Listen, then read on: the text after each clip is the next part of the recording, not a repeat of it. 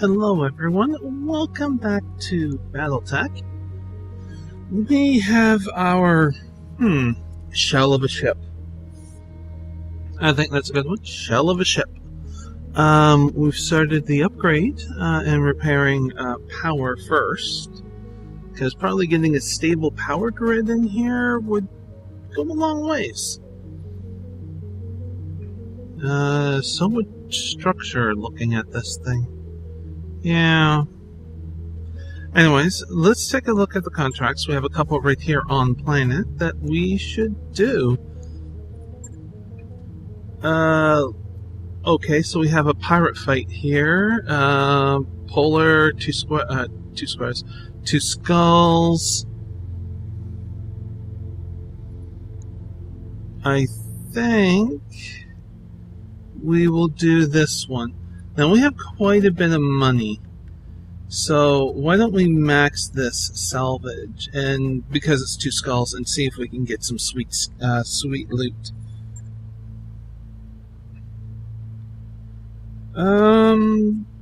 Let's keep our actually, Decker, why don't you take a break? Jolly, you can pilot the Shadowhawk. Let's make sure I understand which one. Yeah, okay. Excuse me, yawning. Warriors, prepare for combat.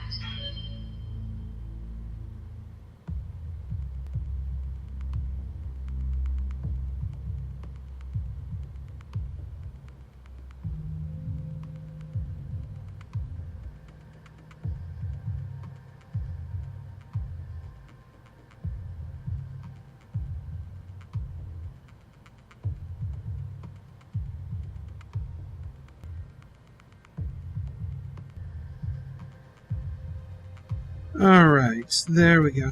Now, some of these missions are very generic. They're, oh, it's such and such. It's just randomly generated from a table as far as I could tell. So some of them will seem kind of strange when we're talking about the Sword of Restoration. And the Directorate. There'll be things and phrases that may come up in some of the missions, the generic ones of, and we fought a long time ago, and reports, this very mission here, replace pirate with Directorate, and there you go, you have the exact same mission, and that one can pop up, and it's, well, no, that can't happen, but I understand, it's just easier to do and slightly mistake. I just shrug my shoulders at it. That's all. Command interface initiated. Okay, let's see, what do we have? Old, but poorly maintained, but can still kill you. Okay. Let's do this. Alright, let's see. So, we're going to want to get here as quickly as possible. We'll leave the sprint going. You betcha! Coordinates received.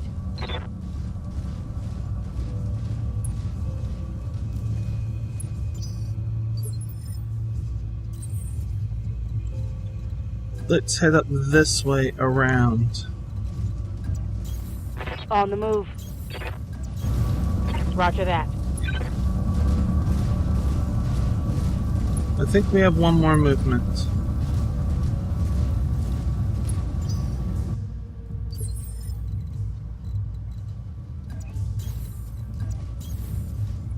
I copy. Moving out! Enemy detected.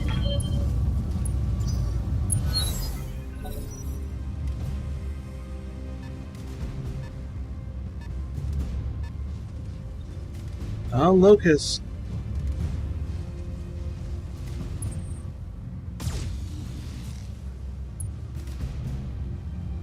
1V, this one with machine guns.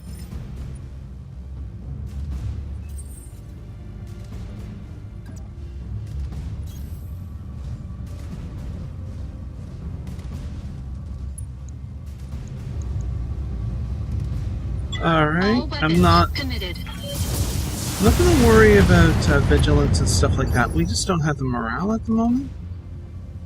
So Waiting for orders. I would like to try and just Acknowledged. take out this locust as quick as possible before the rest come in.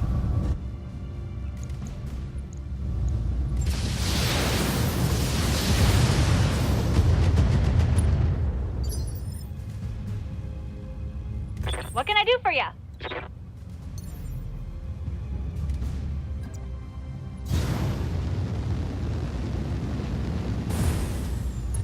We can hit with our large lasers. Oh yeah. Commencing Alpha Strike. Oh, we hit with one. Want some more? Huh? Behemoth, can you finish Standing the job? Firing jump jets.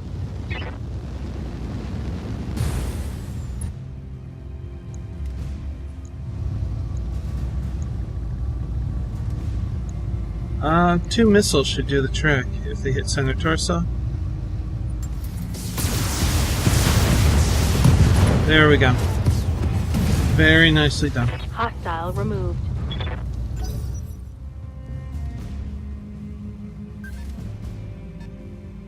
$65 tons. That's a heavy. Could be the Jaeger. I mean, we already have one piece of the Jaeger, so...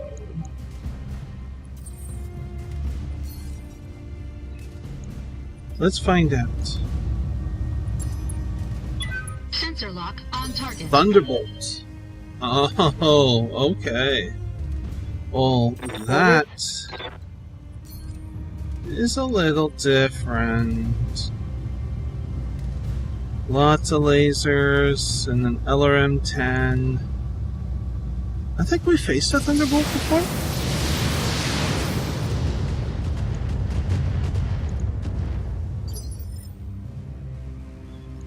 Any 65-ton mech would be good for us to get. Good to go. Alright, let's do a jump jet up here into the forest.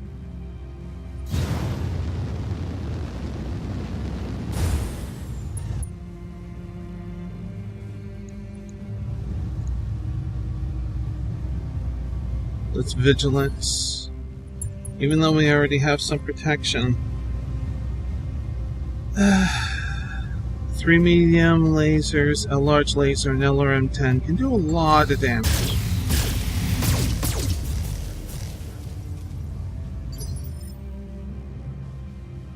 Receiving you.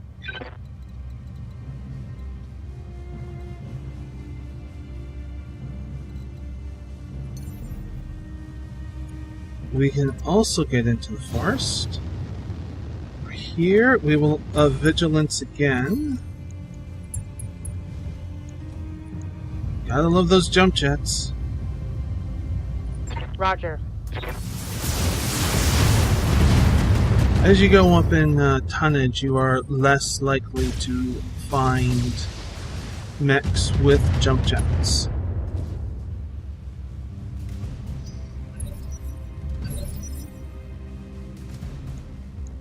Okay, really? Alright. That's interesting. You're just going to stay braced. You have bulwark. Engaging target. This also potentially looks like the I hear ya. only enemy. Okay, let's take off these medium lasers. Reduce heat. Center torso.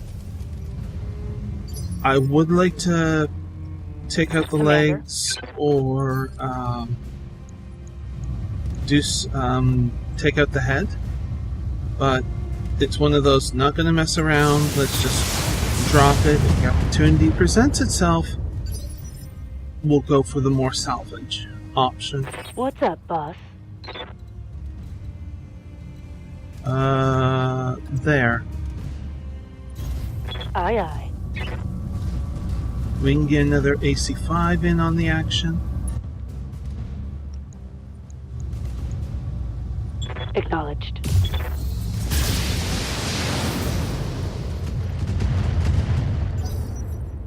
Good stuff.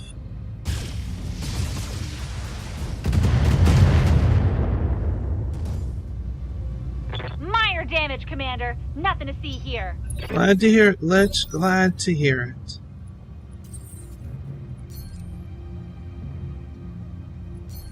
We'll try and get to Forest and bring some of our other weapons in range. Okay, bring all of our other weapons in range. All weapons committed.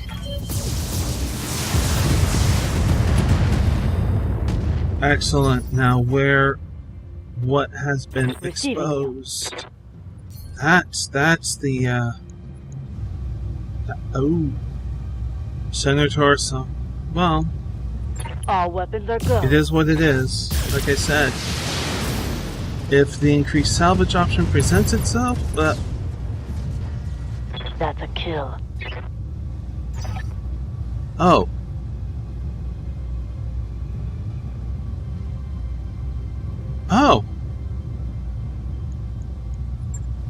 Mission successful.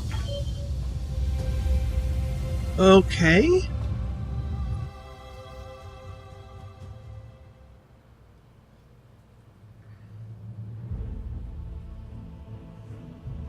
Unexpected.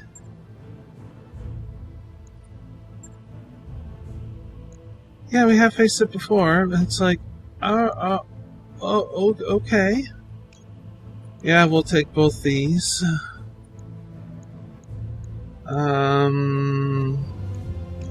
And the large laser. I mean, the LRM-10 would be nice, but also we have 11 additional pieces coming in. We're getting most of this. Yep, say like some heat sinks and some jump jets. That's it.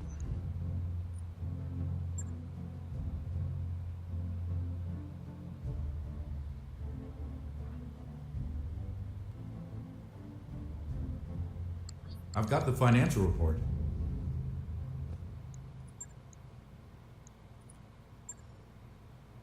I'm not disappointed with that. Just that was a little bit of a surprise. It's that ammo thing all over again. Stick it in the damn legs, you know, or stick it in the arms, not the center torso. Well, center torso is probably good too because center torso goes doesn't matter. But never in the shoulders. Stick ammo. Ever. It seems like the worst possible choice you could do. Well, I did say that we're going to stick with one mission per, and that's what we're going to do. So let's talk to Farah a little bit. What you need? Commander Long, what can I do for you? Patching up the Argo must have been an enormous job. How'd you do it? Oh, it wasn't just me. I had a team working under me. Over 200 of Lariton's most accomplished engineers, electricians, and shipwrights. It was really pretty amazing. I've got to say, shouting through a megaphone at a team of hundreds, watching them hang on my every word. That's pretty cool. And do you know what I also like and I can really appreciate? A female character with a different body type other than super slim. Thank you. Thank you. How much did Lady Arano pay for all of that? Oh, it was in Lady Arano. The payments came directly from House Centrella. That was a figure of speech. They were indirect payments, of course, routed through countless intermediaries to obscure where the money was coming from, but yeah, the Centrella paid for it. Now, as to how much the Centrella is paid, I honestly have no idea. I'm sure the figure was astronomical, but still cheaper than getting dragged into an unwanted war, eh? If this ship turns out to be as important as Lady Arano thinks it will, then it was money well spent. Have you ever managed a team that big before? Never in my wildest dreams. Prior to my time at the Renchen shipyard, the biggest team I'd ever managed was the crew I had with me on Alexius. And they all got killed. This job went a lot better than that one did, by the way. Only 3 deaths across the entire project, and before you ask, none of them was my fault. There was an accident with one of the industrial cranes, and well, it was horrible. I pray for their souls. And let's talk about something else. I have some questions for you about the ship. Yes, Commander, of course. Ask me whatever you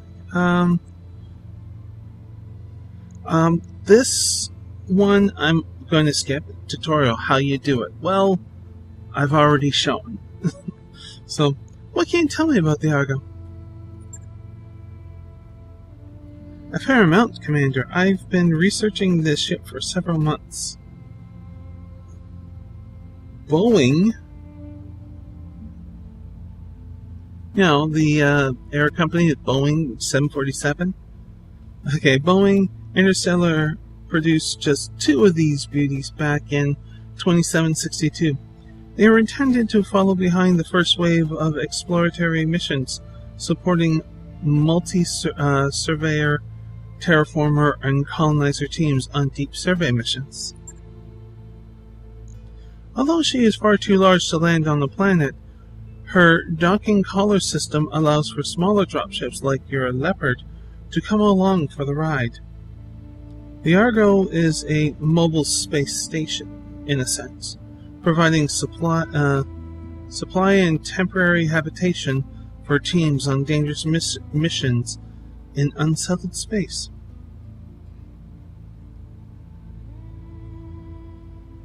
Why don't we see more ships like the Argo out here? The Argo is a product of her era. She lacks the armor or maneuverability to function in battle. She is vastly outclassed in size and firepower by even the smallest warships. She is a peacetime ship meant for peacetime exploration duties, and planned with a focus on long-term orbital deployment. It was her non-combat design that ultimately led to her abandonment.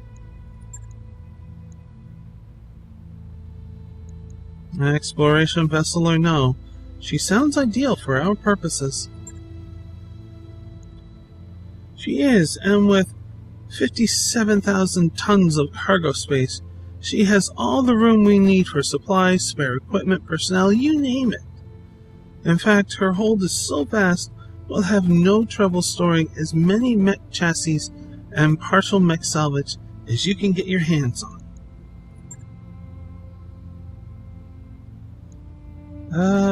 Okay, well, that's enough for now. Okay. If you're going to be part of this crew, I want a better sense of who you are. Tell me about yourself.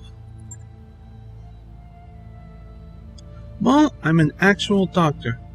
Not the medical kind. I hold 2 doctorates, one in physics and the other in mechanical engineering. And now I'm hauling around in Lost Tech Wonder with a crew of merry pirates seeking my fortune. It's funny the places life takes you. Okay, I've got the elevator pitch. Don't give me the long version. Yeah, sure, if you like. Let's see, where to begin? Well, I was born on Regulus in the Free Worlds League. My parents were academics. I know, big surprise.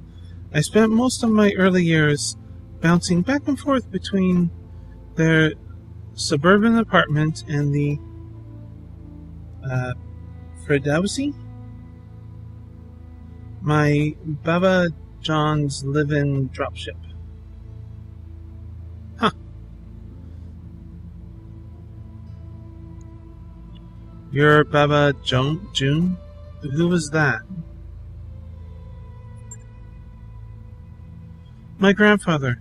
He carved out a nice little business for himself, running a taxi service for pilgrims traveling to and from Dar es Salaam. As much as my father frowned on Baba John's old-fashioned lifestyle and beliefs, he wasn't blind to how much I loved the old man, and so he occasionally consented to let me board the Farah and go along for the ride. Huh. I will always cherish my memories of those voyages. The warmth behind Baba John's smile, the excitement of leaving regulars behind, chatting with pilgrims, and getting lost in the stars, and eating pre-packaged Fessengen out of a shiny tin. Those times are all crystal clear in my memory, as if they happened yesterday. Oh, how I miss that wonderful man. This may seem silly coming from a mercenary engineer, but I've come to think of the life I've chosen as a way of honoring my Baba John. By carving my own path among the stars, I'm doing what I can to keep his memory alive. That sounds trite, I'm sure, but sue me. It's what I've chosen to believe. What about after you left home? Where did you study? I actually spent a little time in Laren Commonwealth before I pursued my studies. Long story, that, but suffice to say, it was its own kind of learning experience. When I did decide to get a higher education, I wound up back in the Free Worlds League. I did my undergraduate studies at the University of Paris. Went on to Slan University in Campanelle Confederation to earn my doctorates. For a top 3 school with a Mascaveric screened admissions process, San U was surprisingly open to transfer students. What is it? San U is the most prestigious institution of higher education in the Campanelle Confederation. The university welcomes worthy students from across the Hemisphere, regardless of means. Its economics and political science programs are particularly well respected. Salon University also operates an excellent officer candidate program for the Campanelle Confederation Armed Forces. This one is a greatly feared intelligence arm of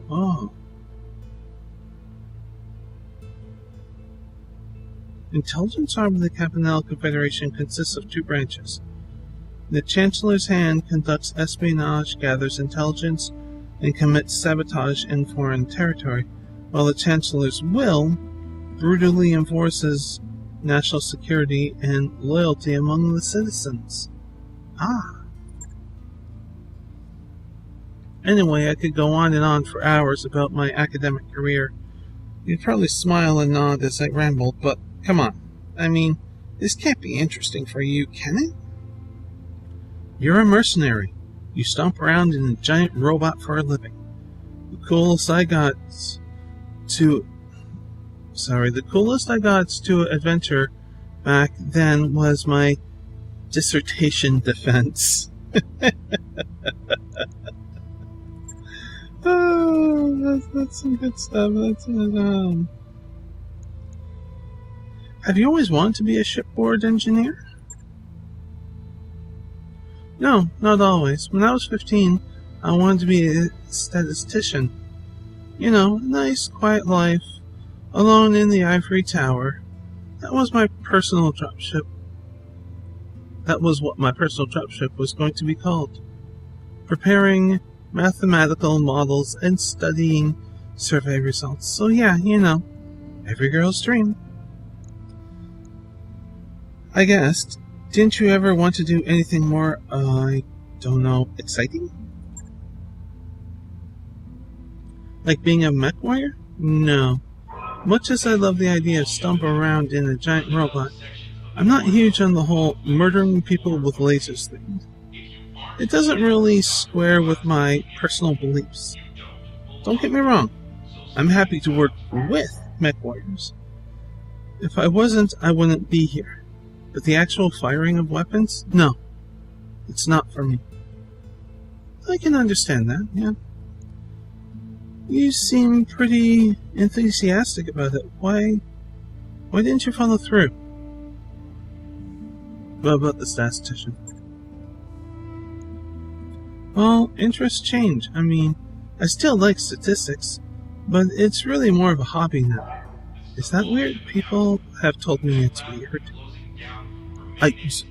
Okay.